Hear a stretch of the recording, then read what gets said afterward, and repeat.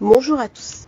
Je suis en train d'initier un nouveau format, un format un petit peu différent du format habituel où je suis en visioconférence. Là, ce sont des formats où je marche. La notion de la marche, de la réflexion, de l'introspection est une démarche très ancienne, nourrie par les pères du désert, qui allaient dans le désert, se confronter à eux-mêmes, recevoir de l'influx divin, recevoir de l'information directement de la source, recevoir de l'enseignement, recevoir de la méditation, recevoir aussi de la force et du courage. Il n'y a pas un seul initié, il n'y a pas un seul sage qui n'ait pas reçu cette information, cette pelle du désert, cette compréhension du désert où le dépouillement, le dénuement nous connecte directement avec la source, avec la sagesse infinie de toutes choses.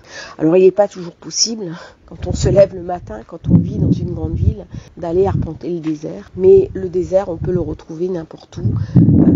On peut le retrouver en soi. On peut créer cet espace du désert, cet espace de compréhension, où on va non seulement soi-même être enseigné, mais aussi transmettre et donner. J'ai pas mal de personnes qui viennent me voir et qui me disent « Je suis pas à ma place dans ce monde. Qu'est-ce que j'y fais ? Je n'arrive pas à agir. Pourquoi ? Tout ce que je fais est bloqué.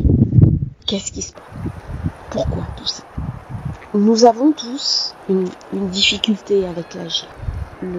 La Terre est un monde de concrétude, un monde de concrétisation, un monde où nous avons pourtant cette tentation, a fortiori parce qu'on est spirituel, qu'on pense que quelque chose de plus grand que soi existe, à rester dans le haut, à rester dans l'intellect, à rester dans une certaine forme de prière, à s'en nourrir, et certains même restent complètement perchés.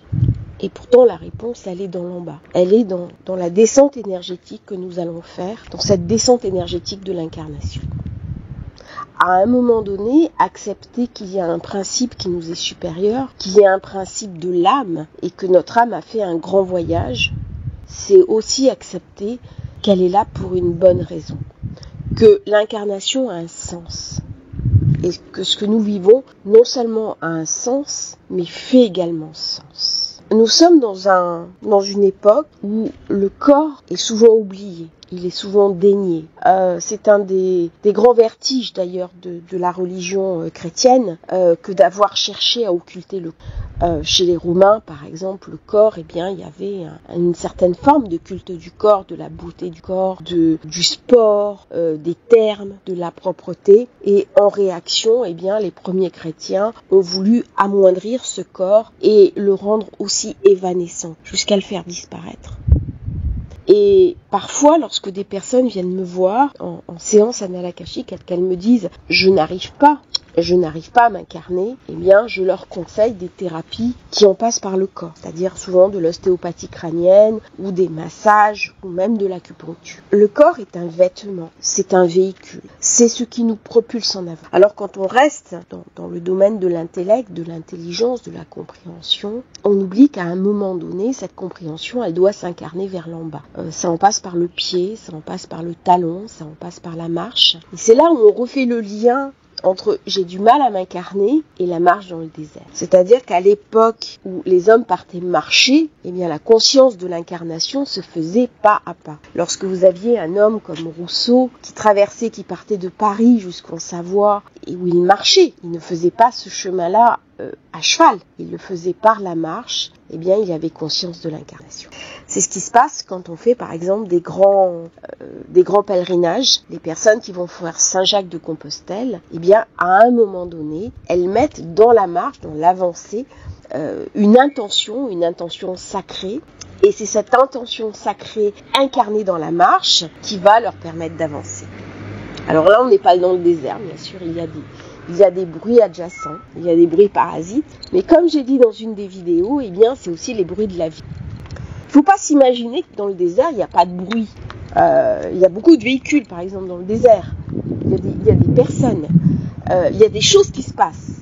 Donc, même quand on est retiré du monde et quand on se pense à l'autre bout du monde et que rien ne se passe, il se passe quand même quelque chose. Alors, cette compréhension de la marche, cette compréhension de l'avancée, cette compréhension du pied,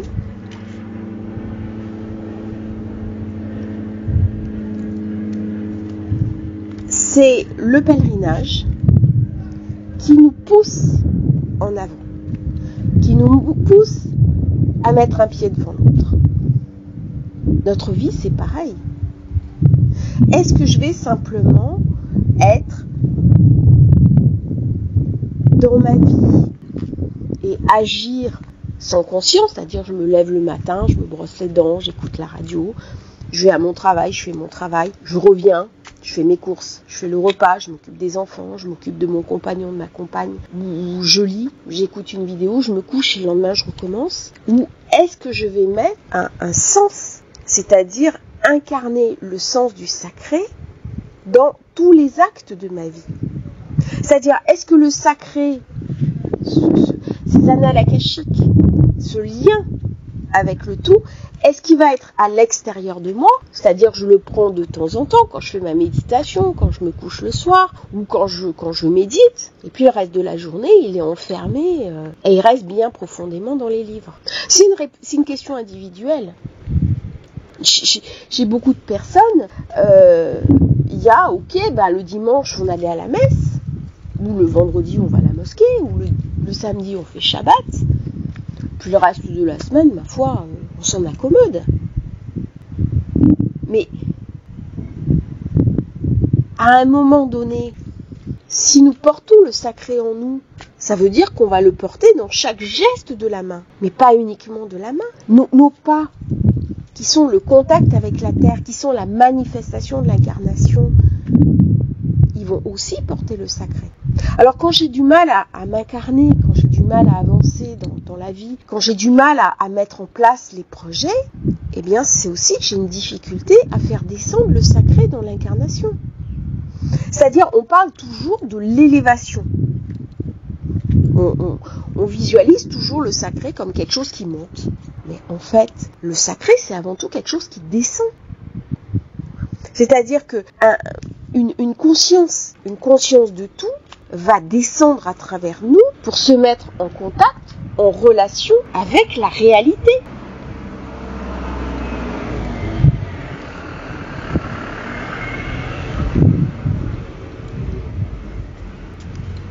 Avec le sacré. Donc quand je vais faire un projet, c'est pas un projet qui est uniquement connecté dans l'en haut, c'est aussi un projet qui est connecté dans l'en bas. Est-ce que quand je travaille mon projet, je regarde uniquement dans l'en haut? C'est pas ça la réponse. J'ai des personnes qui vont me dire, j'ai fait ça parce que j'étais appelée, d'accord, mais est-ce que vous avez regardé la faisabilité, la concrétude? Comment vous allez faire descendre votre projet dans l'en bas? Et là, des fois, des personnes me disent « je ne sais pas ». Eh bien, je les invite aussi en coaching à répondre à cette question. Vous avez un projet qui vous vient d'en haut. C'est très bien, c'est très respectable et c'est parfait. Mais le lien entre l'en haut et l'en bas, c'est vous. Il ne peut pas y avoir incarnation si à un moment donné, il n'y a pas la conscience de l'en bas. La conscience du pied, la conscience de la marche. La conscience de quelque chose qui s'incarne. Alors, j'en parle d'autant plus facilement que moi-même j'ai un problème. C'est-à-dire que je suis quelqu'un qui toute ma vie a souffert pied. Alors même que je venais d'une famille qui avait pas mal d'argent, ma mère ne m'achetait pas de chaussures. C'est-à-dire que j'avais droit à une paire de chaussures par an. Et je me souviens un jour, ma mère m'avait acheté une paire de chaussures que j'avais trouvée très belle, parce qu'il y avait des petits talons et que forcément à 12 ans vous êtes coquette. Et manque de chance, cette paire de talons n'était pas à ma taille. Elle me serrait déjà quand on les a achetés. Mais au bout d'un an, quand mon pied avait grandi, c'est devenu un véritable supplice. Et je ne comprends pas que ni mon père ni ma mère n'ont vu l'état de mes pieds chaque jour où je rentrais de l'école. C'est-à-dire, j'avais les pieds qui étaient profondément blessés. J'ai souffert le martyre pendant 1 an du mal de pied. Et j'en ai gardé, je pense, des séquelles. Est-ce que ce mal de pied est lié à ma difficulté des fois d'incarner mes projets? Pourquoi quand je fais faire par exemple des massages de pieds, mes projets se mettent en place beaucoup plus facilement? C'est aussi ça. d'accepter à un moment donné la plante des personnes, par exemple, qui ont un affaissement de la voûte plantaire, puisque quand on voit le pied, il y a tous les points d'acupuncture. Sur un pied, vous avez tous les méridiens, vous avez tous les points d'acupuncture. C'est quelque chose d'absolument stupéfiant. Il y a énormément de petits os, enfin c'est une structure architecturale phénoménale. Vous avez tout le poids de votre corps qui repose sur.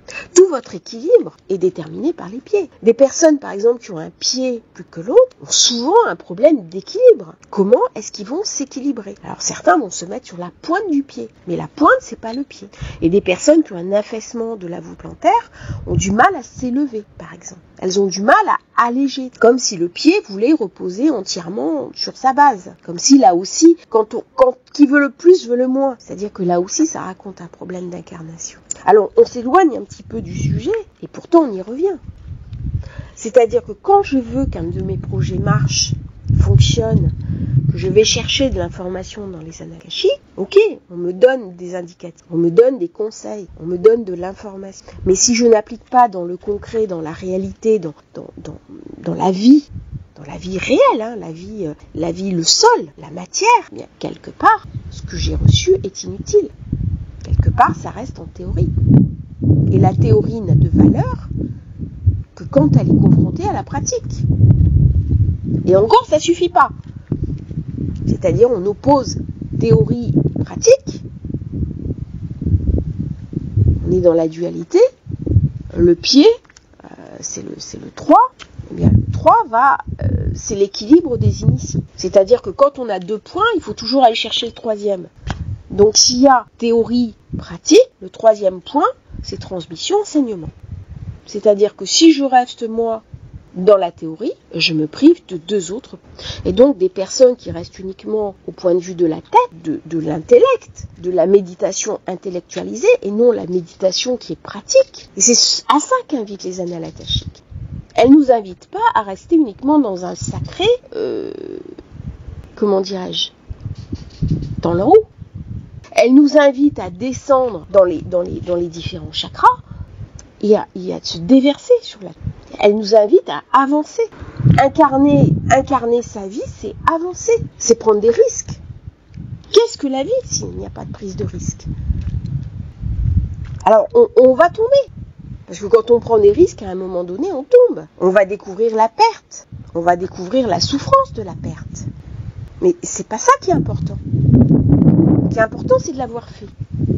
Il y a quelques années, par exemple, j'ai eu une entreprise. Mon mari voulait absolument avoir une entreprise et je l'ai suivi sur ce projet. Et puis on a échoué. On a échoué pour des raisons qui sont liées à nous et aussi un contexte qui était extérieur à nous.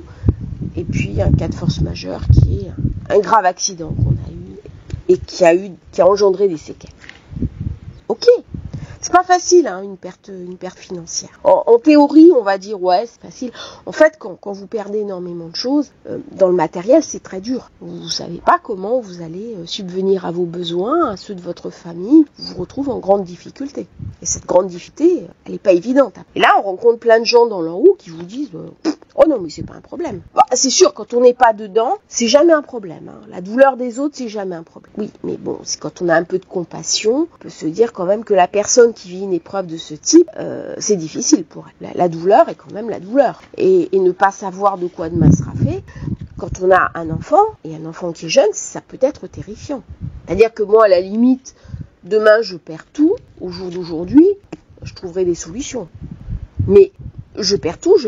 Aujourd'hui, je suis plus en charge de famille. À l'époque, j'avais une enfant. Et donc, j'étais dans une situation dramatique. Avec une famille qui ne m'a pas aidée, avec des amis qui nous ont tourné le dos, enfin, des choses qui ont été absolument dramatiques. Et là, j'ai un ami qui m'a dit une phrase qui était fondamentale, qui m'a dit, t'as eu le courage de faire. Et c'est ça le plus important. Tu es tombé, mais t'as eu le courage de faire. Et ça, j'ai trouvé dans ce mot une sagesse fondamentale. C'est-à-dire, c'est le courage de faire. Le courage de se dire, je me lève et je le fais. Quand vous avez une personne qui est complètement dépressive, qui est suicidaire, eh bien, le simple fait que cette personne se lève le matin et accepte de faire le premier pas, Mais c'est un courage inouï, parce qu'elle a accepté de faire ce premier. Toute action, toute incarnation commence par un premier pas. Et là, on est connecté avec elle. Là, on est dans le monde de l'en bas.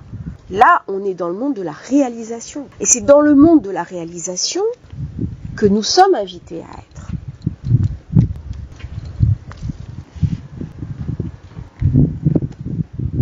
Lorsque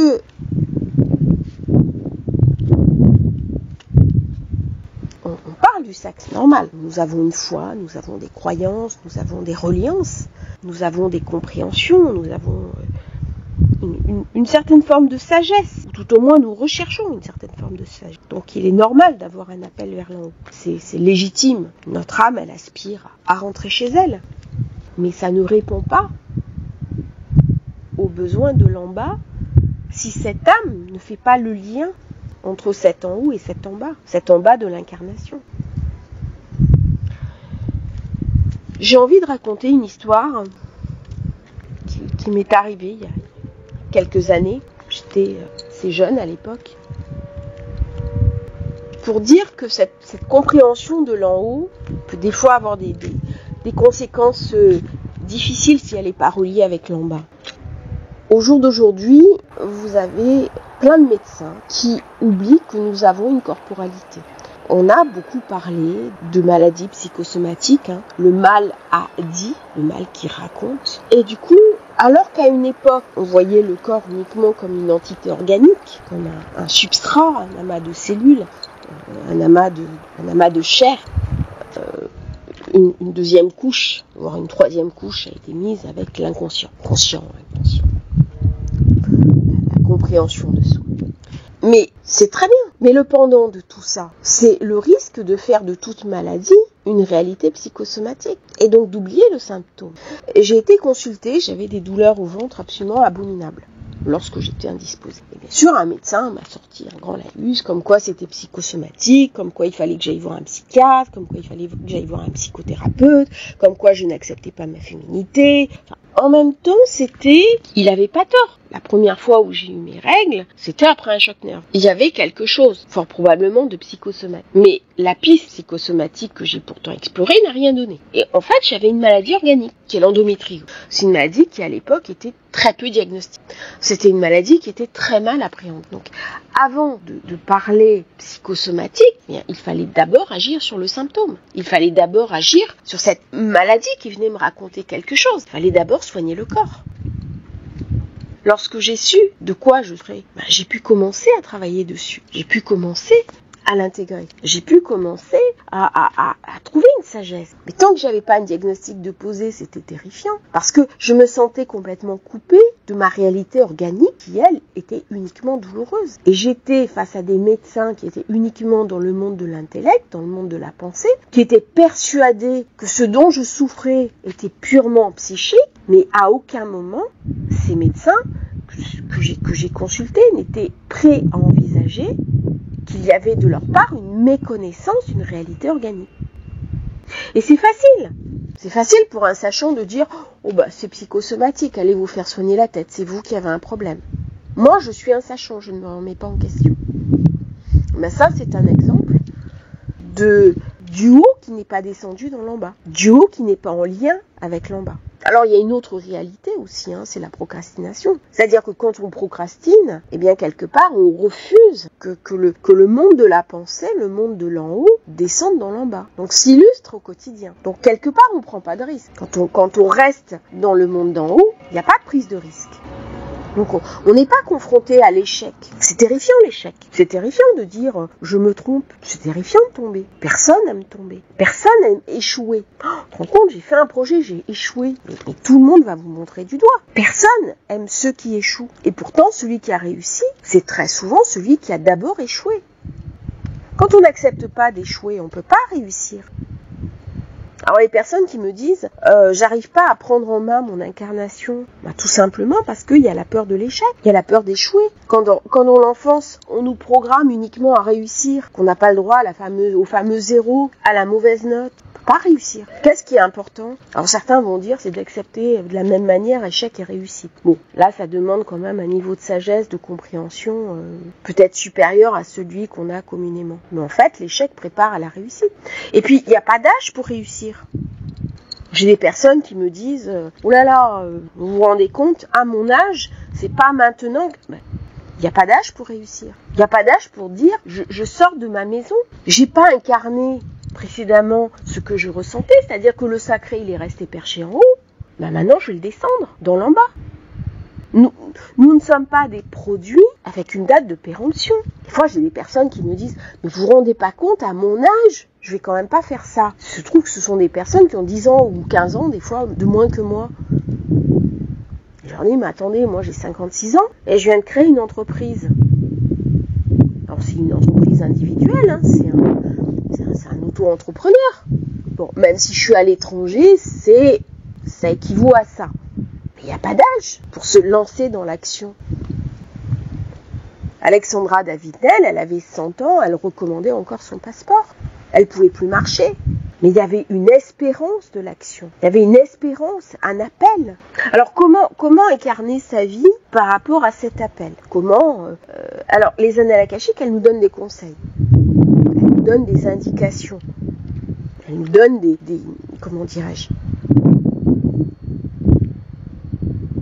une espèce de canevas. Mais le projet de vie, le projet que nous avons nous-mêmes de notre propre vie, c'est à nous de le déterminer. On ne peut pas se laisser déposséder par certains qui disent « Ah ben ton âme, elle choisit tout avant de venir ». Nous avons un libre arbitre. C'est terrifiant si on nous dépossède du libre arbitre. Ça veut dire qu'on est uniquement des jouets du destin et que nous n'avons pas notre mot à dire. Bah, si j'ai pas de mots, je n'existe pas. C'est le mot, c'est le verbe qui fait que j'existe. Et c'est même pas le mot et le verbe, c'est le mot et le verbe qui fait sens. Et donc, il prend du sens. Et là, on rentre dans le projet sens. Est-ce que je n'existe que par rapport au projet sens de mes parents, dont nous parle beaucoup là, le décodage familial, ou est-ce que moi-même, j'ai un propre projet sens? C'est-à-dire, une fois que j'ai compris le projet sens de mes parents, est-ce que je reste dedans? Ou au contraire, est-ce que je m'en affranchis? Voire même que je porte ma révolte. Alors là, on s'éloigne un petit peu de cette idée d'incarner sa vie. Mais à un moment donné, incarner sa vie, ça va passer aussi par une certaine forme de révolte. Alors, c'est pas une révolte, c'est pas une révolution, mais c'est une émancipation. Et l'émancipation, ça en passe aussi par l'autonomie. Et dans les annales akashiques, c'est à ça que les guides et les maîtres nous préparent. C'est à nous dire, mais à quel moment vas-tu t'émanciper? À quel moment vas-tu prendre en main ton destin? Il y a une incitation à ce que nous fassions. Moi, il y a des rendez-vous, par exemple, les personnes ressortent, elles ont eu énormément d'informations, elles ont eu énormément de réponses, mais parfois elles ne sont pas prêtes à les entendre.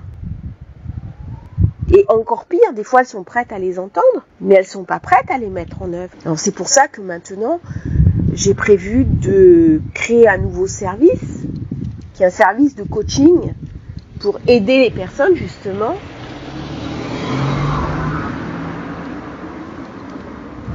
à appliquer ce qui aurait été dit dans les annales akashiques. Mais non pas comme un diktat, mais au contraire comme une invitation elle-même à prendre en main leur libre arbitre, leur vie, et à réaliser leur œuvre. Donc quelque part, quand on refuse l'incarnation, je me sens étranger au monde, c'est que je refuse mon incarnation, je refuse de faire mon œuvre. Et quand je refuse de faire mon œuvre, et je prive le monde de ce que je suis. Il y a rien de pire en faire que de priver le monde de ce que je suis. C'est-à-dire que quand je passe mes journées à lire, à apprendre, si à un moment donné c'est pas pour redistribuer ça, même de façon gratuite, comme je le fais là, avec ces vidéos, avec ces transmissions, par générosité pure, parce que simplement c'est le fruit de ma réflexion, et qu'en même temps, parce que je le transmets, je vais plus loin. Donc au lieu que cette réflexion reste au plan de ma tête, elle est exprimée, elle est enregistrée et elle va être retransmise. Et elle va servir de réflexion à l'autre. Et bien là, on est dans le faire. C'est nouveau pour moi de faire cela. Avant, mes réflexions étaient mises sur le papier. Elles étaient écrites. Je ne leur accordais pas la même valeur. Elles étaient tout autant valides. J'ai toujours été une femme de curiosité, de compréhension, de découverte. J'ai été très jeune dans des écoles de mystère, je méditais très jeune, j'ai fait mon EMI à 8 ans. J'ai toujours été quelqu'un de très curieux du monde. À 20 ans, j'étais astrologue. Donc j'avais déjà beaucoup de choses à dire. Mais je ne considérais que ce que j'avais à dire était sans valeur. À quel moment me suis-je autorisée à dire ce que je pense, ce que je dis, ce que je rediffuse a de la valeur? Ben là, ça passe par l'autorisation. C'est-à-dire, est-ce que je vais m'autoriser à vivre ou pas? Les personnes qui me disent j'ai pas ma place dans le monde, c'est qu'elles ne s'autorisent pas à vivre. Alors ça fait partie des grands interdits d'Eric Berne. Eric Berne, c'est l'analyse transactionnelle. Il y a un certain nombre d'enfants qui, par leur éducation, n'existent pas. Il y a un certain nombre de parents qui auraient préféré que l'enfant ne soit pas là. Ou alors qu'il soit là sous une autre forme. Il y a des femmes, par exemple, qui disent mes parents auraient préféré un garçon. Ou l'inverse, c'est-à-dire c'est un garçon qui est venu, mais on aurait préféré une petite fille. Ou alors on aurait préféré pas d'enfant du tout. Ou pas cet enfant-là, parce que cet enfant n'est pas conforme aux attentes des parents. Il est par exemple trop indépendant, ou trop différent, ou trop dans la norme. Bref, il ne colle pas à l'idéal parental. Et alors l'enfant va recevoir une injonction de n'existe pas. Ma vie serait meilleure sans toi. Ou tu es une charge. Ou tu m'as empêché de vivre, tu m'as empêché d'être libre. Et donc souvent les personnes qui ont du mal à vivre leur action, sont invitées à regarder dans le projet sens familial à quel moment le parent leur a transmis ce n'existe pas. Et c'est là où on voit que en fait le décodage familial, l'analyse de notre enfance, l'analyse des débuts de notre vie sont en lien justement avec ce sacré de l'en haut et puis le déroulé de notre vie. C'est enfant qu'on fait le premier pas. Les premiers pas de l'enfant, ils sont fondamentaux. Est-ce qu'il a été accompagné, guidé, protégé, valorisé dans ses premiers pas? Ou au contraire, est-ce que un enfant qui marche debout, c'est pénible, c'est pénible. Il faut le mettre dans un parc. Alors l'enfant, il se met debout, il se verticalise, il devient tout puissant. C'est-à-dire, c'est après avoir découvert la verticalité, parce que la marche, c'est aussi lié à la verticalité. C'est-à-dire, l'humain, il est non seulement sur le pied incarné au sol, mais il est aussi vertical. Donc il a la tête dans les étoiles. L'oiseau, il est pas verticalisé, il est uniquement dans les airs. D'ailleurs, un albatros, il peut pas marcher. Et par contre, des animaux qui sont uniquement terrestres. Tous les animaux n'ont pas la marche. Le serpent, par exemple, il n'a pas la marche. Il y a plein d'animaux marins qui n'ont pas la marche. Il n'y a aucun animal marin qui a la marche. Par peut-être la tortue. D'une certaine manière, la tortue a une forme de marche. Et c'est la marche, c'est je vais en avant. Et donc quand on marche, on peut changer le monde. Alors au départ, on va changer son monde, son univers à soi. C'est-à-dire, le projet sens de mes parents, c'est n'existe pas. Ben oui, mais le but de l'enfant, c'est d'exister. Alors là, on est sur un choc de compréhension. Et si le choc de compréhension, c'est existe, à un moment donné, la personne va être invitée à lâcher sa loyauté familiale pour exister. Et donc là, ça passe par quoi? Ça passe par la révolte. Par l'émancipation. Alors des fois, la révolte, elle est violente. Il y a des personnes qui ont reçu un n'existe pas, ils ont carrément tranché avec leur famille, ils ont tranché avec leur mère. Il y a des personnes, des fois, qui viennent me voir, qui me disent, voilà, ça fait tant d'années que j'ai pas vu mes parents. Parce que leur injonction à eux, c'est n'existe pas. Donc, le moment où j'ai décidé d'exister, je pouvais plus rentrer en contact avec eux. C'était plus possible. C'est-à-dire qu'à un moment donné, quand je suis confrontée à eux, ils me ressortent, symboliquement, n'existe pas. Or, ce n'existe pas, ça peut être n'existe pas sans moi, n'existe pas sans mon regard, n'existe pas sans mon aval, tu as besoin de mon autorisation pour conduire ta vie, je me mêle de ta vie dans tous les éléments de ta vie, enfin, ça peut avoir beaucoup de signifiants, mais c'est contraire à la marche. Alors vous avez des sociétés qui n'avancent pas, qui ne marchent pas. Les sociétés du contrôle, des sociétés par exemple où c'est le groupe qui décide à la place de l'individu, eh bien ces sociétés-là ont du mal à avancer. Elles ont du mal à aller dans l'avant. Elles ont du mal à changer. Parce que le changement, il se fait par la marche. C'est symbolique. Donc quand le groupe est trop fort, quand le clan est trop fort, il ne permet pas à l'individu d'avancer, de marcher en avant, et donc de changer. Alors quand vous avez une personne qui arrive, qui est trop différente du groupe, elle arrive pour amener la révolte. Elle arrive pour amener le changement. Et le changement se fait en général de façon violente. Alors, on voit très bien ça au niveau des codages familiales. ce changement, il se voit en astrologie, il se voit en décodage familial, il se voit aussi en annales akashiques. On voit bien dans certaines visualisations que des gens sont complètement différents. Ils ont pas du tout des compréhensions traditionnelles. Ils sont véritablement là pour amener des changements de conscience, pour amener des changements au plan de la conscience. Donc je n'arrive pas à incarner mes projets, en fait, ça en passe aussi par cette reconnexion sur la marche, sur l'acceptation d'avancer, sur l'idée de tomber et d'accepter l'idée de tomber. On dit que le sage tombe 7 fois et se relève 7 fois. C'est ça qui fait de lui un sage. Sa capacité à accepter de tomber. C'est pas que sa capacité forcément à être grand. Ce qui le rend grand, c'est sa capacité aussi à accepter l'idée de la chute. Moi, j'ai un peu... je suis un peu plus âgée que la moyenne des gens qui viennent me voir. J'ai 56 ans. Au final de ma vie, je ne suis pas encore à la fin, mais j'ai quand même, je suis à l'automne, hein, je suis plus au printemps, je suis à l'été, je suis à l'automne de ma vie. Ce qui donne de la valeur à ma vie, c'est les expériences. Bonnes ou mauvaises, mais c'est des expériences. Qu'est-ce qui fait la valeur? Le vécu. Au plus on a vécu d'expériences, et encore, j'ai vécu énormément d'expériences, et je regrette de ne pas avoir été encore plus loin dans l'expérimentation. Il y a des personnes, j'ai un membre de ma famille par exemple qui refuse d'expérimenter quasiment quoi que ce soit. Ça me navre pour cette personne. Elle passe sa vie en refusant de vivre.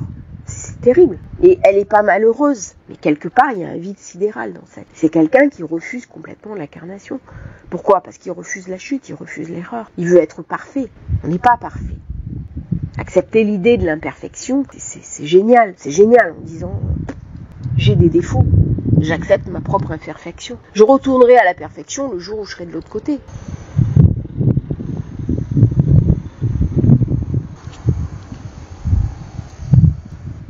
Quand on est de l'autre côté, on pourra toucher du doigt la perfection. Mais dans ce monde-là, on est invité à faire. Et à être ce qu'on fait. Et à faire ce que l'on est. Voilà. Donc c'était une vidéo assez longue sur je n'arrive pas à m'incarner. Je reviendrai sûrement là-dessus parce que c'est un des grands questionnements. Est-ce que j'agis? Est-ce que je pense? Et en fait on est un tout et on est vraiment invité à s'incarner. J'espère que ce nouveau format ne vous dérange pas trop. J'ai eu beaucoup de plaisir à le faire. Je vais le mettre en ligne. Si vous avez aimé cette vidéo, n'hésitez pas à liker, à vous abonner à la chaîne. N'hésitez pas aussi à me dire en commentaire ce que vous pensez de ce nouveau format. Bon, ça permet un petit peu de rectifier tout ça, de modifier. Bon, c'est un peu gênant parce qu'il y a les bruits de la rue. Mais comme j'ai dit, c'est une transmission en marchant.